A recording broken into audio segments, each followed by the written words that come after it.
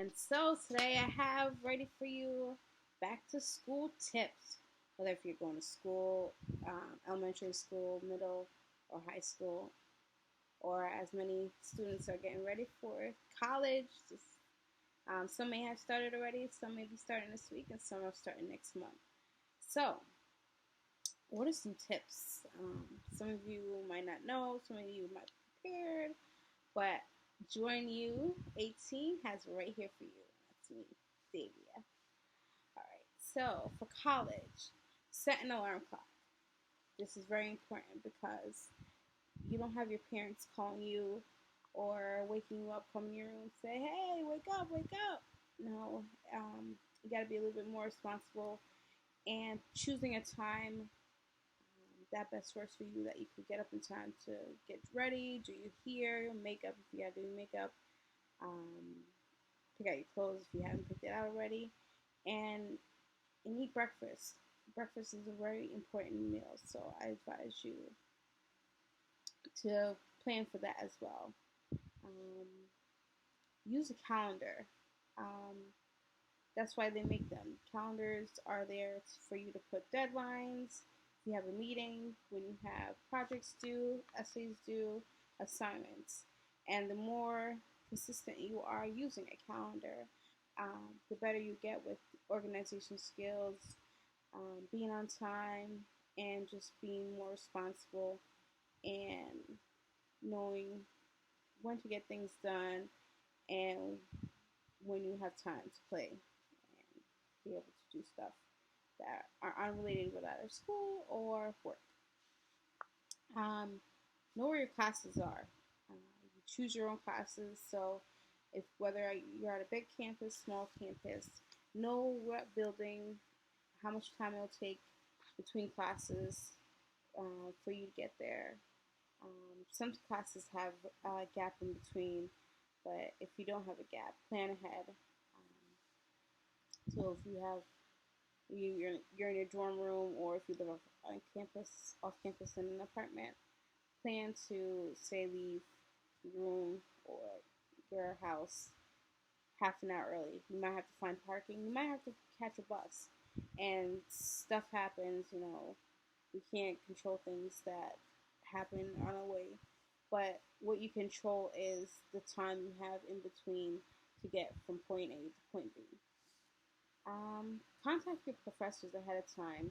Sometimes a lot no being able to contact them, and although they may not see your face to the name, but if they see that, all right, the student is very engaged and ready to get started, they know that you're very efficient and that they could help you.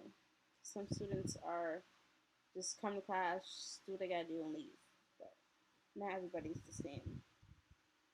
Um, Read the syllabus. The syllabus is your contract. It is important that you read it from beginning to end because that's your contract between you and the teacher, stating that you're going to do the work that's there on the due date, and also leads you to resources that if you're having trouble with something, their phone number and contact information, our contact information is there. And also, it'll tell you what books you may need to buy. But I would wait a little bit. Sometimes some professors change their mind, but just be prepared as soon as they tell you what books you need, get them. And that leads to the next thing. Make sure you buy your books. Check out each sites. There's Amazon, there's Barnes and Nobles, campus, there's a campus bookstore, and there's also Chegg, and there's so much more out there.